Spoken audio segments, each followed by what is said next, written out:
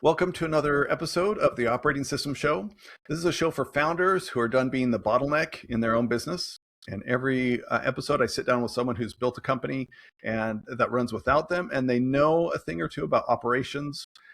And today, my guest is Omar Harris, and he's been around the block a few times, has a lot of great experience in like Fortune 500 companies, and he worked in Brazil, and he started a company called Intent Consulting, and he's also a book author. His latest book is called Grow with Whom. And Omar, great to have you on the show, and thanks for joining me. Yeah, you bet. So tell me a little bit about book authorship. How did that come about, and why did you do it Yeah, eight I've times? I've been writing since I was a little kid, and it was one of my passions. I mean, I love to read, love to write. I always dreamt of being a writer, and actually, I have a novel. I have nine books actually. I have one novel and eight kind of like leadership books. My novel was the first book I wrote. It took me 12 years to write, edit, and publish that book, and so I started when I was 23, and I published it when I was 35. And luckily, it wasn't a waste of time because that book went on to be read by 75,000 readers, win like over 15 awards. But then I transitioned out of fiction and into leadership. And it really was kind of self preservation because when I was leading an organization as general manager in Indonesia with over 900 employees, I had really made some challenging hiring decisions and that were kind of sinking my organization. And to kind of save myself, I wrote myself a manual in a book that the world has now read called Leaderboard: The DNA of High Performance Teams, which was basically my attempt to reconcile all the business knowledge and leadership expertise I had acquired with practical tips to how to implement them on the ground. And I had to rebuild my culture, my team from the ground up, but ultimately succeeded after 3.5 years in that very challenging market. And then after that, I got the bug to keep putting thought into the world. Oh, that's great. So tell me a little bit about your recent book. Yeah, so Grow with Whom really is a book that's like I said, 11 years in the making. The Whom methodology started as a behavioral interview construct back in 2015 when I realized that the way that I was going about hiring and recruiting people was missing some steps. And so I was, really dedicated towards getting the right people into our organization. We slowed down the process in terms of, having a business case and a culture fit screening and all of these things. And we still missed some fundamental behavioral elements. That's when I realized that previous experience, pedigree, references are less predictive of how someone's going to show up in a new environment than behaviors and character. And so thinking about Jim Collins' book, Great Good to Great, and one of the key principles, the first principle from Good to Great was called from who first who then what, and he talked about how the best companies decide who's going to be on the bus, who needs to get off the bus before they decide on where to go. And I took that to heart and said, who is my who? But the who became whom.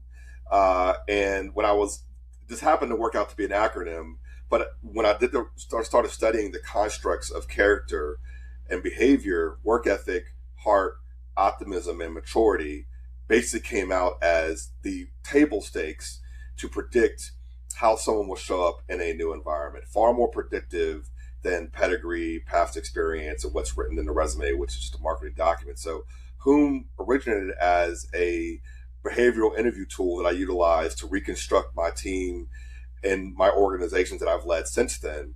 And now it is an individual growth tool for everyone in the world. They can access a free character assessment at characterdna.com to learn where they stand on work ethic, heart, optimism, and maturity. And the difference between Whom, a character assessment, and a personality assessment is personality tells you how you think, feel, and behave naturally, but a character assessment tells you what you choose when you're under pressure.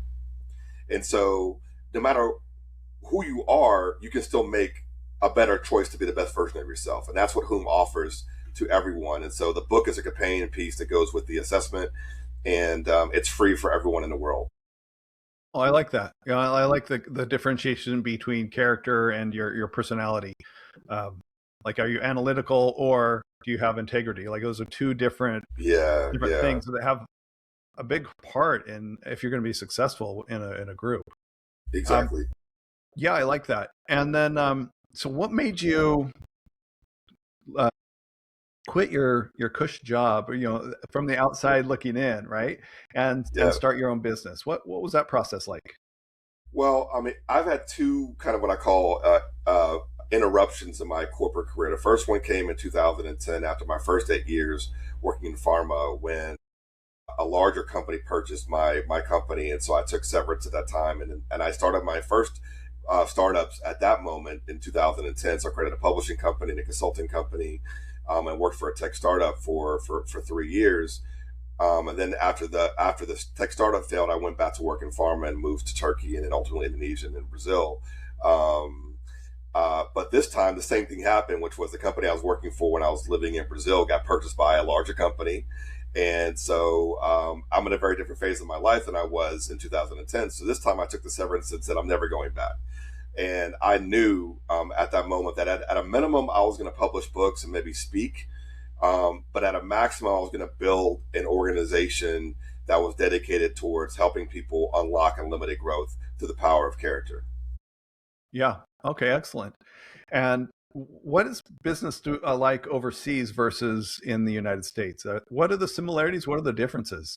It's fully different. I mean, working in the Middle Eastern context, working in the European context, working in the Asian context, or the Latin American context are fully different environments than the U.S. But certain things I find are they play all around the world. So the things that play all around the world are leadership humility.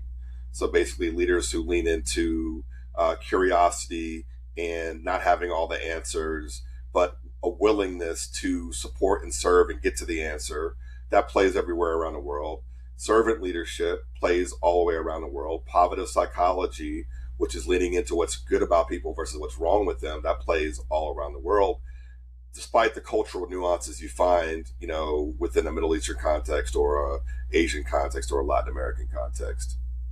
Yeah, interesting. And I would think there, like you said, a lot of it's different. There are some probably things that are better in certain countries and some things that are better here. Um, it's almost like different softwares. Like if we could get the best of each, right? Yeah, We'd yeah. really knock it out. Like for example, the relational aspect of the Middle East, like how relationships drive everything, and Mm, trust really drives everything in the Middle East, and then in Asia, the sense of balance, integrating work and life is very prominent in Asia, and then just the pure work ethic I found working with Brazilians. I mean, Brazilians are the hardest working people I've ever worked with in my entire life, and so you take work ethic, relational aspect, and then work life integration, add that to the American kind of machine, and you would have like really an amazing structure there. yeah, I love that perspective. That's a very unique perspective you have that I don't think many people have. I love that. Thank you. So you and I, before the show, we were talking about operating systems. So, like what runs your computer, but more so what runs your business. So I build business operating systems, AI agents, and all sorts of software so that people can get out of the mundane tasks. But your thought of an operating system is, well, why don't you explain it to me? Yeah, so I call myself a culture systems architect. And what that means is, what does an architect do? An architect creates a blueprint that ultimately scaffolds a structure. And so the blueprints that I provide are blueprints around the foundations of how a team should be operating. So from a point of view of trust, communication, collaboration, and chemistry, what defines high performance in terms of decision velocity, performance standards, and then collective resilience. And then you have things like the resilience index, you have whom, which are aspects that you play in that as well. So the ultimate thing is to design an operating system that the leader can literally sit back and manage the system, and the system manages the people. So that's what culture provides you when you scaffold it this way. A well-crafted culture manages everything else, and your only job as a leader is to then manage the culture and uphold the culture, and then the norms and the behaviors and expectations that you want people to behave in all fall in line with that infrastructure. So I go into organizations and I help leaders understand, diagnose really what are the flaws in their existing structure between their principles, their priorities, their processes, and their practices. I call these the 4 Ps. And by understanding where, for example, their existing architecture is broken, not functioning, needs restoration, then we go back in and we restore specifically based on cultural systems that will allow them to then refurbish their overarching way of working. Okay, I find that interesting. Um, it sounds a lot like software, but just in the people sense. So, how would you build a system? Like, how does a system get built? You're talking about probably Right. standards and Yeah. goals and things like that. But tell me a little bit more about that. That sounds interesting to me. Well, the first thing you have to understand is that there are scientifically proven things that happen when you put a group of people together and ask them to do a task. And this is Bruce Tuckman synthesized this back in 1965 with the 4 stages of group formation. We've heard this before: forming, storming, norming, and performing. That is a scientific construct. So once you understand that that's a scientific construct, then you need to basically design a system that accelerates an organization through that process, or a team through that process. So if you were a startup, right, you were made your first hires, of course you're naturally forming. So then how do we get from that startup from forming to performing? If you're an existing business that's been operating for a while, but you're not seeing sustained or sustainable results, perhaps there's an issue between your norms and your performance. So we diagnose that. And then, basically there are 3 conditions where any organization goes back to forming. Either the leader changes, team member comes in or out of the team, or the mission of the organization changes. So this is a very dynamic process. It's happening all the time, in real time, everywhere. But once you understand there's a scientific underpinning to it, you can understand where the organization is and begin to build the cultural operating system that gets them to performing from wherever their starting point is. Okay, and then how does your system sounds similar to EOS in a certain aspects? For instance, the right people in the right seats. That's one thing you kind of alluded to. What are Yeah. some of the other similarities or differences, or is this completely different and I'm off base? I don't even know what EOS is, but Okay. I think it, basically, what is more similar to is taking a page out of Patrick Lencioni's book, or The 5 Dysfunctions of a Team, and looking at also known dysfunction areas. So we know that in the forming stage, people don't trust each other. So one of the cultural operating systems is trust. So you have to establish trust. You have to basically create a trusting environment amongst a group of people and get them on the same page around what builds trust amongst us, what breaks trust, and then show them what high performance teams do as it relates to trust. And so give them a benchmark and a standard to aspire to, and then you contract with that team around trust. Second thing is communication.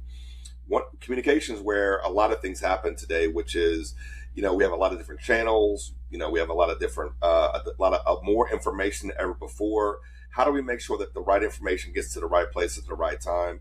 And that more importantly, that we redefine what urgent is. Because in a lot of organizations, everything is urgent. And if everything's urgent, then nothing is urgent, right? And so I help teams understand and build a contract around urgency so that they can then communicate more effectively.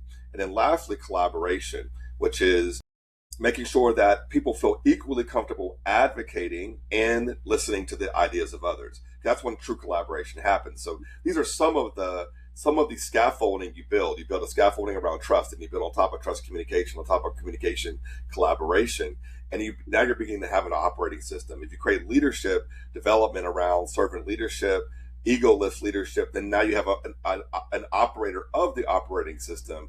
And then you put whom underneath it, which is throughout all the layers, we show up as the best version of ourselves, regardless of what our personality or our DNA or our previous experience says we should show up as. And so then you can operate this much more effectively. Okay, yeah. So when you go into an organization, how long does it take for results to start to show up? It seems like it wouldn't happen right away.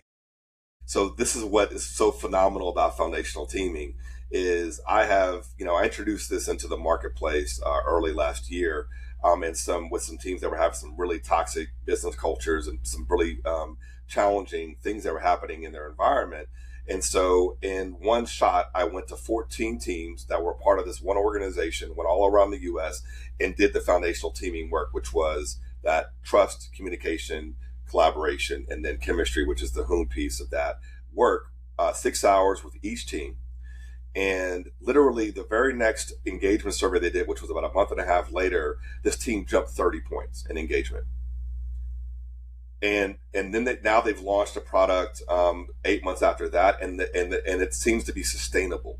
So it was 6 hours for a team to cement their contract, supporting the leaders around how they were going to lead through this transformation, holding them accountable to the standard, and literally people reacting immediately to how leaders are engaging in this new way with them and giving them a chance to define how the team operates. What people forget is that we impose culture on people, but when they're a part of building the culture, then the result is actually instantaneous because they built it. So therefore they have a stake in maintaining it. And that's the mistake that a lot of leadership development programs do, is you impose a structure or a system or a way of thought on a group of people, but they don't have any skin in the game. What I do is I create the frame, you fill it with your own contract, and then you maintain your contract. Okay. Yeah, that's interesting. And then once your initial engagement's done, do you feel like, do you see that you need to go back for like a refresher, or how does that work? As needed, I support as needed, but also we go to the next level. So from foundational teaming, we went into organizational resilience, and so I've also have a product called the Organizational Resilience Index, which is a 56 item instrument that people can take in 10 minutes, and it diagnoses where an organization is resilient and where it may have some fractures that we need to address. And so you take the strength areas and the fracture areas, and you shore up resilience in the organization as well. Because resilience, when an organization becomes unresilient, is when dysfunction begins to happen. So resilience and team function and organizational function go hand in hand. So that was the next step of that. And then the third stage of this is high performing teaming, which is now on top of the foundational teaming and the Organizational Resilience Index. We add in decision-making velocity, performance standards, and then collective resilience. Okay. Yeah, that's great. I can really tell that your vast experience, your diverse experience is coming through when you have developed this. I like that a lot. So tell me a little bit about how you see AI and computers. For instance, I mentioned I build AI agents. Yeah. And when those eat people's busy work, what happens to the team's character, and are people more important or less important at that? So that's I think character is the final frontier. It's the one thing AI can't do, right? AI doesn't feel pressure, right? And so, but humans do. And so the question is going to be, as long as humans are engaged in work, there's going to be pressure, there's going to be stress in the system. And so can you maintain your resilience, and can you show up as the best version of yourself to complete the task? And so character is going to be the rate limiting factor between failure and success of humanity. And that's why I'm in the space of character. Now, I love AI. Like I vibe coded my entire platform myself. So I'm a solo founder, solo entrepreneur, built, shipped almost, 20,000 lines of code to build this platform. It's very elegant, sophisticated. And so AI is my friend in that regard. But we have to understand that the actual brilliance of AI is in combination with what AI does computation very quickly. Humans use judgment. And so when you put judgment plus computation together, you have an unstoppable force. And neither should replace the other. Computational speed cannot replace reason and judgment. And that's where we have to combine our forces with the AI. Okay, yeah. And then how does your system interact with the people to keep things going well? What does your system actually do? So that's a character DNA assessment. So basically, that's where that's where you understand your whom. You understand where your starting point is on the work ethic, heart, optimism, and maturity dimensions, and you begin to grow on your growth journey. But even within a platform, you take the assessment, and then there's an AI coach that basically is the only coach in the world who coaches with full character context. So the difference between like utilizing a whom AI coach and utilizing going to Claude and asking Claude to coach you or GPT to coach you is that coaching comes with no context. And we all know that AI works better when it has context. And so by taking your character context, putting it into the AI coach, then it actually can structure your growth plan and help you hold you accountable to certain milestones better than anything that we've seen previously. Yeah. Yeah. AI is smart and dumb all in one, right? It doesn't have any wisdom, but it has all the knowledge in the world. It does, but you have to provide a lot of context. You have to make sure that you're clear in your intention. You know what you're trying to achieve, and most importantly of all, you have to be patient. You have to have a lot of patience. Yeah. So who should not try to install a culture operating system? Someone who works by themselves. You got one employee. You need If you're that. working by yourself for yourself, you can be a jerk, you can be a tyrant, you can be whatever you want. But the moment that another human is in your space, you need a culture operating system. And this is one of the things that one of the other things I'm working on is working with startup founders and incubators around making sure they install this stuff early, because it's actually easier to install at the beginning than to go in 10 years down the road and fix it. Think about like Uber after 7 years, or WeWork, and all these toxic cultures were installed, and then someone has to come in and try to clean it up. Like it's much harder to fix what's been cemented than actually starting off on the right foot. Yeah, I like that. Yeah. So you work mainly with? Do you work mainly with growth people, companies, or just any company?